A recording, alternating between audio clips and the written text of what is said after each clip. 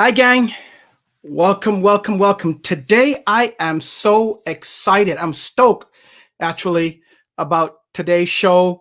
I have a great friend of mine, a business partner, strategic partner, and you are going to love her. She is awesome.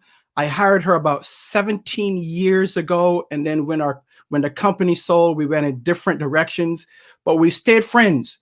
So I'm telling you, she is going to be great. You don't want to miss this show. So let's go. Let's get it started.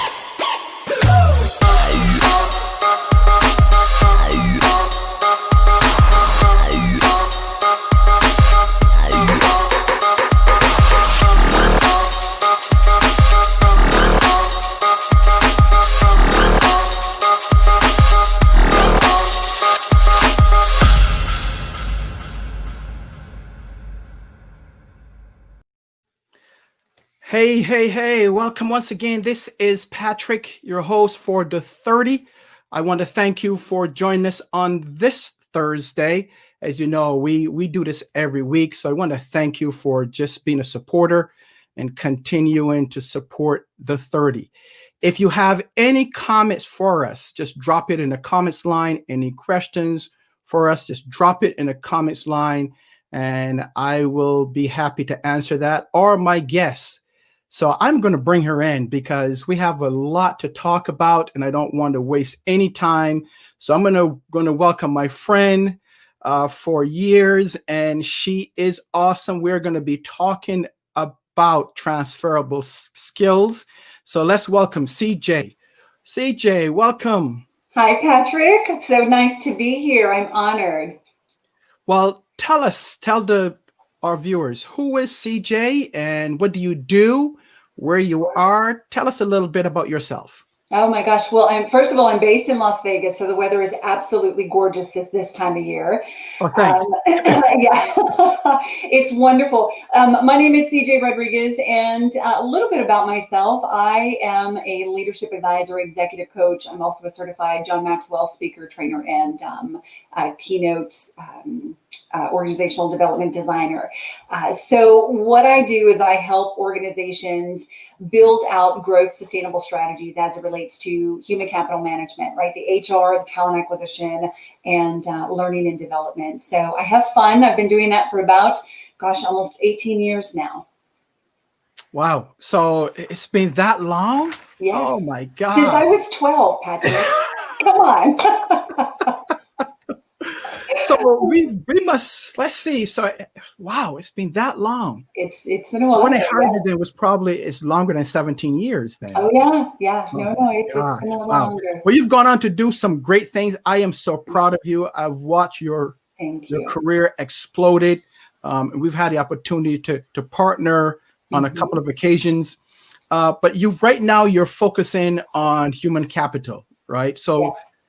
Tell our viewers, what is human capital? Because that's a buzzword and I'm not sure everyone understands that word. Sure. So tell us what human capital is. Oh my gosh, there's so much that goes into it. But in a nutshell, it's working with people on varying levels, right? Working with organizations. Human capital is making sure that organizations attract, develop, engage, and retain individuals for their company, right? And it's from all spectrums. It's from entry-level customer interfacing to C-suite executives and everything in between. The biggest focus around that, especially in today's business world, is the development and the engagement of the individuals. Okay. So today we're going to be talking about talent acquisition and talking about the transferable skills, what it takes for someone to enhance their jobs or going from one job to the next. Right. So when we talk about human capital, talent acquisition, so we explain what human capital is. What is talent acquisition? Great question. It's simply the process of attracting and screening skilled workers for the purpose of placement in an organization. But I think really what I would say is even more important than talent acquisition is the talent attraction component. It's what are organizations doing, and are employees or potential candidates aware of the organizational strategy to attract individuals like them, whether it's because of their skill set or their, to your point, transferable skills that can be moved from company to company. Okay, so let's take the example now. Let's say I came to you and I said, CJ, I am looking for a position. I'm looking for an executive position. Walk me through, walk the viewer through the steps that you will take with me and any prospective companies that you're looking at to place me with. Sure. So for the candidate side, we would do a deep dive into better understanding why you're making a change. If you're currently employed, if you are in between positions or roles, we would understand what your next goal or career step looks like. And then really dive into dissecting that to understand personally and professionally what you want to accomplish as a result of partnering with me or anyone from the organization. So that's number one. We take you through a series of conversations, video interviews, very similar to this. Understand your motivational factors, interest, just overall background. And, in some cases, we find that candidates are wanting to make a complete career shift. They want to go from one career into something completely different. And that's a little bit more of a difficult transition, just because when you're dealing with a skilled individual in a specific industry, a lot of the technical attributes aren't always transferable, right? You have to learn a new trade or, something of that nature. But when you're dealing with someone at a senior level that's in leadership or management or C-suite, it really is about those softer skills, the behavioral management, the communication, the leadership style. And that's where you really get to know the individual for who they are, their attributes, their characteristics. And so we drill down into a little bit of a different concept from that perspective. For organizations, it's kind of the same thing, right? We work with the senior leaders from the organizations who are functionally doing the hiring to understand, okay, what's not on the job description for starters, right? You can have a formal job description. And many times, unfortunately, we find that companies have that because it's a necessary component to the human resources platform, right? But a lot of times when it comes down to the line manager or the actual hiring manager, there's so much that's not on the job description. And that's where we really dig in and have those conversations. Tell me, number one, what's not on the job description. Number two, what does the next rock star look like for your organization? Or describe an individual that has had amazing performance in this role, and what did they bring to the table initially, and how did you develop them? So we really drill down into those parts of the conversation. So who do you work with most, CJ? Is it the organization or is it individuals? Organizations. It's kind of a blend, but for me personally, I work with organizations from a leadership advisor and executive coach. So I personally work with the executive management teams and C-suite board of directors and walk them through company-wide initiatives, build out company-wide initiatives as relates to organizational development and design. So I basically build the training programs and coach them by way of doing executive whiteboard sessions where we will go in and compartmentalize the organization into different sectors. For example, we might build it out from operations, training, sales and marketing, accounting, and human resources. And in each of those different compartments, we identify the end goal that the company wants to accomplish, and then we work back into that goal. That's the best strategy that we find. A lot of times companies want to front end processes and protocols, and then they put everything in place only to find that at the end of building all of the framework and the infrastructure around their department based on protocols and processes, that the end goal is never met, or it comes with gaps along the way. So that's one way we work with organizations. We do work with clients, or what I say candidates, they're still clients to us, from a coaching perspective as well. A lot of them are going through transition. I think the number one thing that I would share for the candidate is there's you're kind of in a two category stage, right? You're either currently employed or you're in between positions. And I really, really want to emphasize that to your viewers today. Please don't use I'm unemployed going forward. You're not unemployed. You're not unemployable. You've held positions before, whether it's as a result of COVID, whether it's voluntary or involuntary transitions that you're engaged in. You're simply in between positions right now. And that's how I would say it. If you identify to someone that you are unemployed, it just brings a little bit of a negative connotation to it. So that's some advice that I would offer. Got it. Good. So what are some skills that someone should have as we talk about transferable skills? What are some of those skills that can be transferred from one position or one company to another company, or from one position to another position? Oh, that's a great question. I think the biggest piece is going to be the behavior-based, the soft skills, right? It's attitude, it's energy, it's communication styles, it's your approach, it's understanding probably more so how to recognize someone else's communication style and being able to what I call mask or adjust your communication style so that you can build trust, credibility, and rapport. That's probably at the top of the list right now, especially with the height of the social issues that are coming into play on a global scale. Now more than ever, communication, understanding, and listening are probably the three biggest attributes that I would say someone needs to work on. Okay, great. So if you engage someone, whether, well, a candidate or a client of yours, when you talk about transferable skills, how is that conversation? How do you carry out that conversation with that person so Sure. that they understand what is needed? Great question. We start off by talking about situational circumstances from past experiences pulled forward, right? Tell me a time when, give me an example of, how would you react if? So starting off with those behavior-based questions really helps us understand. And we look for certain, what I call triggers or keywords or patterns in their responses. We're not looking for hip pocket responses. We want to know who you are so that we have a better opportunity to coach you through some of those potential character gaps, if you will, that you may be experiencing. In fact, I had one candidate who was wonderful at interviewing, but at the end of the day, she was never selected for the interview. Come to find out, when we walked through and role played with her, the way she was answering was putting herself almost in a non-confidential or a lack of confidence perspective. She didn't come across as having confidence. Number one, she came across as not being able to effectively communicate.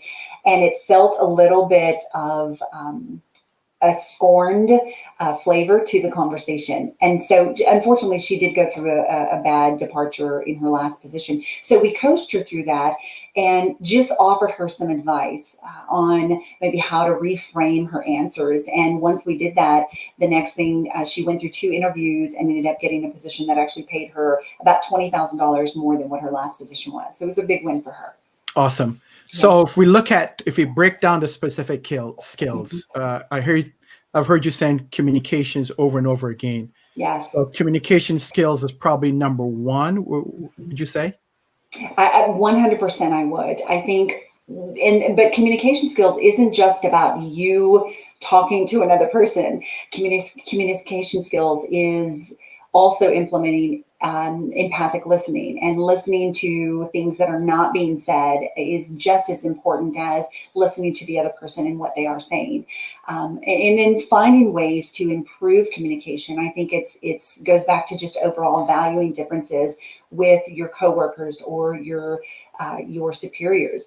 A lot of times we see candidates get into the position and they are just that. They view it as it's a job and I'm an employee, as opposed to owning it and feeling more of a stakeholder type of presence in their career. So how have the pandemic impacted what you do in dealing with clients, both on the organizational side and on the individual side? Oh, that's a great question. The pandemic, I think, has impacted so many people on a national and a global scale. First of all, right? It has changed the way people do business. It's changed the way people communicate. Number one, Zoom videos are probably our number one way of connecting, at least having some sense of human feel. That's number one. But more importantly, the relationships that we have established and that we continue to build are all built around, again, understanding their business and offering suggestions. It's not about coming in and selling to an organization or trying to solve a problem. It's walking with them through the journey that they're experiencing now and collaborating and brainstorming, and bringing the best ideas to the forefront, and then determining whether or not that's a good fit for their organization or their department. And once we decide that, then we go in with a game plan on how we can better engage ourselves. Awesome. Good, good, good, good. So I'm talking to CJ. She is a talent acquisition HR expert, among many other things. And we're going to talk to her about all the other things that she's involved with. And she is with CJ. Are you the owner, president, partner of the company? So yes, so I am a serial entrepreneur. Okay. So I have a couple of different ventures, but I am partnered full time as a leadership development advisor with a national organization, and then I have my own organization where I do keynote speaking engagements, executive consulting, and so forth. Yes. Cool. And that's Innovante. Yes, Innovante. Innovante USA. And if you want to touch base with her, there's her contact information there. So we're talking with her about basically transferable skills that's needed for if you're going to go from one job to the next or from one company to the next. If you have any questions for her, drop them in the comments field, and I'll make sure that I bring them up so that she can answer them for you. You don't want her to leave without asking that specific question that you may want answered. Okay. So CJ, now you mentioned that you are a serial entrepreneur, and now you're talking my language. I think that's why we get along so well, is that we love business entrepreneurship. That's one of the things that we share. What are some of the things that you currently are involved with outside of your talent acquisition and HR role and responsibilities? Sure, great question. So I sit on 3 boards for the American Staffing Association, one of which is focused around diversity, equity, and inclusion. The other is around social responsibility, and then healthcare. Healthcare has always been a passion of mine. So we do some things in the healthcare sector, specifically non-clinical, more organizational development and design. But one of the things that I do specifically is I focus in on youth leadership development and work with nonprofit organizations. It's my absolute passion. I think it's important that we give as much as we can to today's youth, and help develop them across the board. So I'm actually going to be partnered with a national nonprofit organization called Jack and Jill to deliver a teen leadership game in November and December. So very excited to be partnering with those type of youth organizations. Okay. And I know that we have done some partnerships in the past, and we'll most likely do some partnerships in the future. Yes. So let's talk about your career.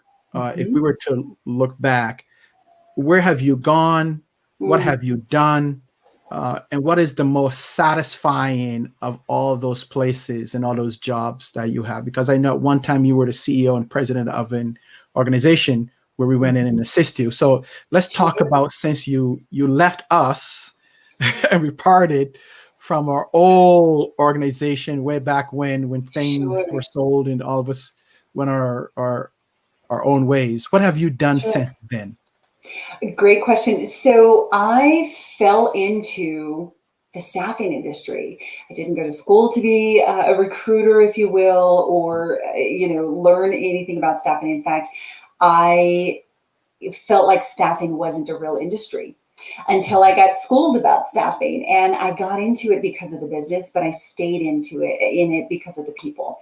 And so throughout my staffing career, I have launched multi-state markets and been responsible for regional positions, to a COO role, to a couple of president seats. I think the most satisfying for me is when I get to work hands-on with a specific client or a candidate, because it's that people engagement, right? I love building teams. I think some of the best successes that I've had is coming in, building out operations and, like I said, growth strategies, building out sales development teams and channel distributions. That's a fun part of what I've done. Mm-hmm. But the most pleasing thing for me has been working hands-on with the individuals by far. Awesome. Mm-hmm. What are some of the lessons that you've learned over the years, CJ? How much time do we have, Patrick? You can't have success without failure, but by far. And I think everybody would agree that there's probably some things in their life or career that they could go back and do different, they would. The biggest lesson for me is life for me is like a checkbook, and it is hands down about debits and credits, right? And regardless of what your balance is, I don't care if you're down to your last $20 in life, be willing to give it away, right? Mm-hmm. Be willing to give it to another person. But the biggest piece of takeaway for me in that concept is make sure that you have way more debits than you ever do credits. And I promise you, your credits might be smaller than your debits, but they are going to be so much larger at the end of the day. And it's just, in short, give more than you receive. That's the biggest lesson for me. I like that. That's good. That's good. Good job. So what advice can you give someone who would like to travel in a similar path in staffing, or whether it's at an executive level? What advice would you give someone who's let's start with someone who's starting off first, and then the second one with someone who's changing careers. Okay. The second one is very similar to what I did, quite frankly. So we'll start with the first one. If you're starting out, be open to learning. When I made my transition, I took a couple of steps back from a title and a pay and a position, right? But I quickly built back up. But I had to learn, because I transitioned into a completely different industry. I had to learn that industry and then learn the position and then move on. So if you are making a change from one industry to another, even if you're starting out, be open to learning, but don't just rely on the organization that you're going to. Self-develop. That's the one thing, Patrick, that I see in any level of candidate or executive at an organization. It's interesting because complacency is often masked by loyalty. And a lot of people feel like they're loyal to a company, or the company has loyal employees, when in fact, if you really peel the layers back, it's complacency. Got it. And there's an undertone of maybe resentment because there's a lack of employee development and so forth. So my message to your viewers would be, don't rely just on the company to self-develop. If you're someone starting out, be prepared, be willing to put some skin in the game and work, smart. I'm not saying you have to work 14 hours a day, but if you're learning a new industry or a new trade, you have to be able to self-develop in order to get great at what you do. That's awesome. For the first part. I think for the person from an executive position, the number one question I get asked by executives is, CJ, how do I stay relevant in my position? How do I not fall out of relevancy? And again, it goes back to always be open to learning. And if you find that your team isn't coming to you, that could be one of two things. Number one, you're a great executive and you train them well to have an inner compass, or there's a disconnect in your relationship. So I would advise you to drill down into that. Good. Well, I have a question here from Pam Harrison. Okay. Pam is in Georgia. Pam, I hope that you're fine based on the Hurricane Zeta that just came through. So I hope that you and your family are in good shape. So Pam is saying, speaking of the transferable skills as well as things that you should not transfer, how can one discover one's own blind spots to realize their good skills as well as their undesirable traits? I think that's a fantastic question. Pam, you need to come on the road with me. It really is a great question. Very, very, very insightful. So my advice, Pam, is to have conversations with friends, families, family members, colleagues, and even your superiors. But in doing so, seek to understand and be willing to be open to what their honest feedback is. Once you collect that feedback, then you're going to have to take some time to really self-evaluate. It's hard to have someone or hear someone say, CJ, I don't like this about you, or you don't do this very well. It's very difficult. I don't care how confident you are in your role or position. And you have to be willing to accept that. And even if 90% of it I threw out the window, there's still 10% that you can self-reflect on. So great question for that. Awesome. Thanks, Pam. And if you have any questions for CJ, just drop them in the comments line and I'll pull them up. We are about, CJ, 1 minute away. Okay. So let's talk about, actually, I'm going to do let's do the rapid fire. Okay. Let's end in here. Okay. So let's talk about, so rapid fire, folks, where I throw CJ a couple of questions quickly, and he has to respond in a short space of time. So first one, what's the last book that you've read? Oh gosh, Deep Work by Cal Newport. Deep Work, you said? Deep Work by Cal Newport. Great book. All right. And what type of book is that? It's about multitasking and clearing the path. There's some myths in one's ability to multitask, but it really talks about framing, making time for yourself, compartmentalizing things, and removing distractions, cutting through the noise in your life. It's a good read. Okay, good. Let's mix it up here. Who is the person you most admire? Oh my gosh. There's so many. I would have to say my grandmother. Okay. She's not with us anymore, but my grandmother, hands down. Awesome. Hands down. Good. Your favorite place to vacation? Oh, I would say recently, I would have to say Park City, Utah. Around this time, absolutely gorgeous. And if you're in that area, go to Olympic Park. Best time ever for family fun. Great. Favorite food? Everything, Patrick. My favorite food, no, on a serious note, I would have to say Asian, Italian, and of course, being from Texas, barbecue. Okay. All right. Last one is favorite movie. Oh my gosh. I'm not that much of a movie buff, but I do watch Netflix series probably over and over again if it's a good one. If I had to do a throwback to my high school days, I would have to say The Breakfast Club. Okay. But something more recent, we haven't really, you would think that we would have watched a ton of movies being COVID, but not so much. We try to get out more with the family than anything. All right, CJ, that's about it. I want to thank you so very much. Thank you, Patrick. Very awesome.